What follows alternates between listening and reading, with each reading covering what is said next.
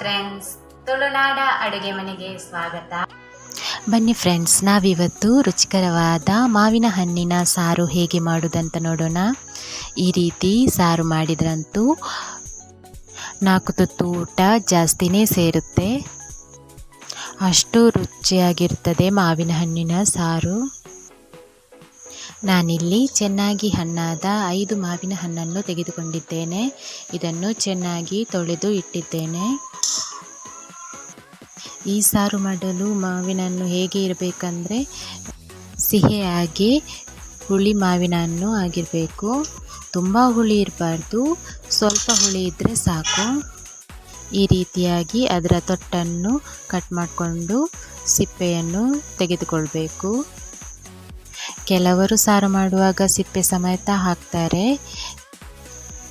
ನಾನಿಲ್ಲಿ ಸಿಪ್ಪೆ ಹಾಕಿಲ್ಲ. ಈ ರೀತಿಯಾಗಿ ಸಿಪ್ಪೆ ತೆಗೆದು ಎಲ್ಲವನ್ನು ಇಟ್ಕೊಳ್ಬೇಕು. ಫ್ರೆಂಡ್ಸ್, ನನ್ನ ಈ ವಿಡಿಯೋಸ್ ನಿಮಗೆ ಇಷ್ಟ ಆದರೆ ಪ್ಲೀಸ್ ಲೈಕ್ ಮಾಡಿ, ಕಮೆಂಟ್ ಮಾಡಿ. ಹಾಗೆ ನೀವಿನ್ನೂ ನನ್ನ ಚಾನಲನ್ನು ಸಬ್ಸ್ಕ್ರೈಬ್ ಮಾಡದೇ ನೋಡ್ತಿದ್ರೆ ಸಬ್ಸ್ಕ್ರೈಬ್ ಮಾಡಿಕೊಳ್ಳಿ. ಪಕ್ಕದಲ್ಲಿರುವ ಬೆಲ್ ಬಟನನ್ನು ಕ್ಲಿಕ್ ಮಾಡಿ, ಆಲ್ ಅಂತ ಕ್ಲಿಕ್ ಮಾಡಿ. ನಾನು ಹಾಕುವ ಎಲ್ಲ ವಿಡಿಯೋಸ್ನ ನೋಟಿಫಿಕೇಷನ್ ನಿಮಗೆ ಬರುತ್ತದೆ. ಹಾಗೆಯೇ ನನ್ನ ಚಾನಲ್ಗೆ ಸಪೋರ್ಟ್ ಮಾಡಿ. ನಿಮ್ಮ ಫ್ರೆಂಡ್ಸ್ಗೆಲ್ಲ ಈ ವಿಡಿಯೋಸ್ನ ಶೇರ್ ಮಾಡಿ.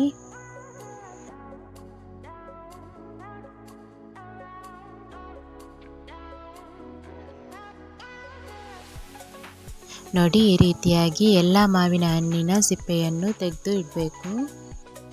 ನಾವೀಗ ಮಸಾಲೆಗೆ ರೆಡಿ ಮಾಡಿಕೊಳ್ಳುವ.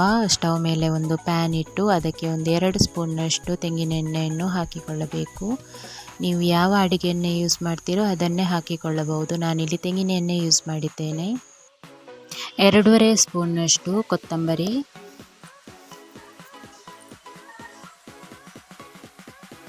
ಹಾಗೆಯೇ ಅರ್ಧ ಸ್ಪೂನ್ನಷ್ಟು ಜೀರಿಗೆ, ಸ್ವಲ್ಪ ಮೆಂತೆ,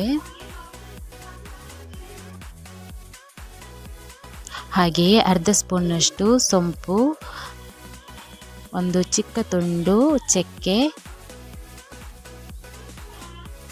2 ಎಸಳು ಬೆಳ್ಳುಳ್ಳಿ, ಹಾಗೆಯೇ 7ರಿಂದ 8ರಷ್ಟು ಒಣಮೆಣಸನ್ನು ಹಾಕಿಕೊಂಡು ಫ್ರೈ ಮಾಡಿಕೊಳ್ಬೇಕು. ಹಾಗೆಯೇ ಸ್ವಲ್ಪ ಕರಿಬೇವನ್ನು ಹಾಕಿಕೊಳ್ಳಬೇಕು.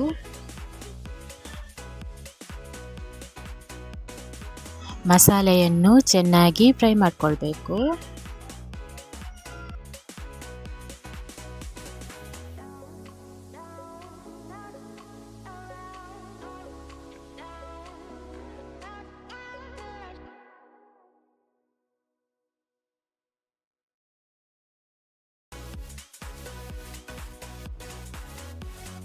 ಮಸಾಲೆ ಎಲ್ಲ ಚೆನ್ನಾಗಿ ಫ್ರೈ ಆದ ನಂತರ ಸ್ವಲ್ಪ ಇಂಗನ್ನು ಹಾಕಿಕೊಳ್ಳಬೇಕು.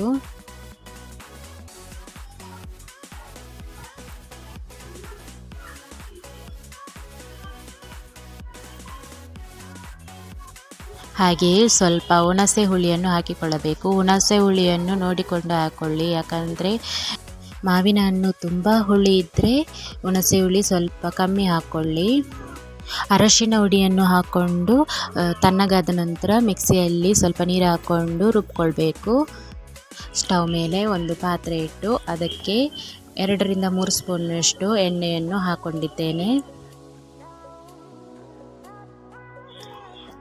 1 ಸ್ಪೂನ್ನಷ್ಟು ಸಾಸಿವೆಯನ್ನು ಹಾಕಿಕೊಳ್ಳಬೇಕು.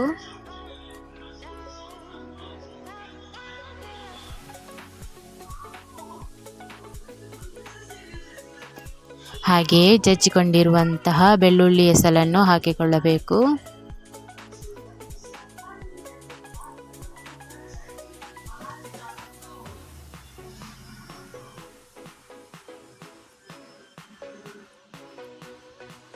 ಬೆಳ್ಳುಳ್ಳಿ ಹಾಗೆ ಸಾಸಿವೆ ಚೆನ್ನಾಗಿ ಬೆಂದ ನಂತರ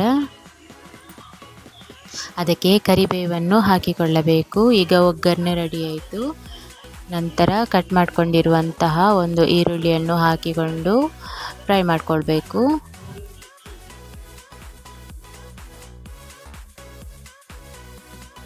ಈರುಳ್ಳಿ ಸ್ವಲ್ಪ ಫ್ರೈ ಆದ ನಂತರ ನಾವು ರುಬ್ಬಿಟ್ಟುಕೊಂಡಿರುವಂತಹ ಮಸಾಲೆಯನ್ನು ಹಾಕಿಕೊಳ್ಳಬೇಕು.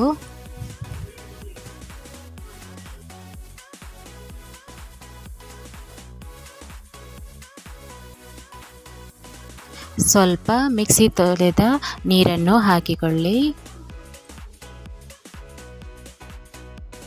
ನೀರು ತುಂಬ ಹಾಕುವುದು ಬೇಡ.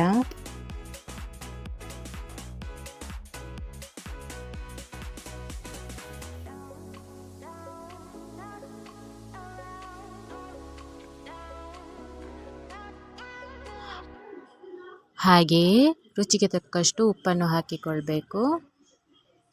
ನಂತರ ನಾವು ಸಿಪ್ಪೆ ತೆಗೆದು ರೆಡಿ ಮಾಡಿ ಇಟ್ಟುಕೊಂಡಿರುವಂತಹ ಮಾವಿನ ಹಣ್ಣನ್ನು ಒಂದೊಂದಾಗಿ ಹಾಕಬೇಕು.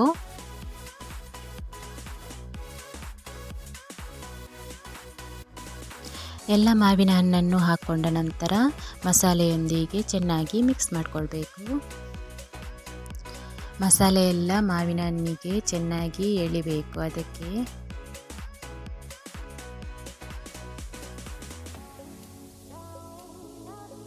ಹಾಗೆಯೇ 3-4 ಸ್ಪೂನ್ನಷ್ಟು ಬೆಲ್ಲದ ಹುಡಿಯನ್ನು ಹಾಕಿಕೊಳ್ಳಬೇಕು. ಚೆನ್ನಾಗಿ ಮಿಕ್ಸ್ ಮಾಡಿಕೊಳ್ಬೇಕು. ಈ ಮಾವಿನ ಹಣ್ಣಿನ ಸಾರಿನಲ್ಲಿ ಹುಳಿ, ಖಾರ ಹಾಗೆಯೇ ಸಿಹಿ ಪರ್ಫೆಕ್ಟ್ ಆಗಿರುವುದರಿಂದ ತುಂಬಾ ಚೆನ್ನಾಗಿರುತ್ತದೆ. ನೀವು ಒಮ್ಮೆ ಮನೆಯಲ್ಲಿ ಟ್ರೈ ಮಾಡಿ ನೋಡಿ. ಬೆಲ್ಲ ಕರಗುವವರೆಗೆ ಕೈ ಆಡಿಸ್ತಾ ಇರಿ. ನಂತರ ಮೀಡಿಯಂ ಫ್ಲೇಮ್ನಲ್ಲಿಟ್ಟು ಒಂದು 10-15 ನಿಮಿಷಗಳ ಕಾಲ ಚೆನ್ನಾಗಿ ಕುದಿಸಿ.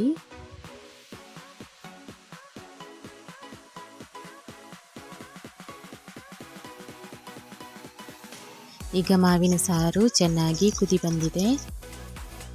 ಮಾವಿನ ಹಣ್ಣು ಮಸಾಲೆಯೊಂದಿಗೆ ಚೆನ್ನಾಗಿ ಬೆಂದಿರುವುದರಿಂದ ಮಸಾಲೆ ಎಲ್ಲ ಫಂಕ್ಷನ್ಗಳಲ್ಲೆಲ್ಲ ಹೆಚ್ಚಾಗಿ ಈ ರೀತಿಯ ಸಾರು ಮಾಡ್ತಾರೆ.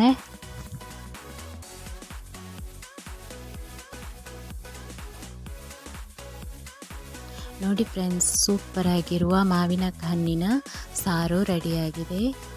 ಇದಕ್ಕೆ ಮಾವಿನ ಹಣ್ಣಿನ ಪುಳಿ ಮುಂಚಿ ಅಂತಲೂ ಹೇಳ್ತಾರೆ. ನೀವು ಒಮ್ಮೆ ಮನೆಯಲ್ಲಿ ಟ್ರೈ ಮಾಡಿ ನೋಡಿ. 4 ತುತ್ತು ಜಾಸ್ತಿನೇ ಊಟ ಮಾಡ್ತೀರಾ.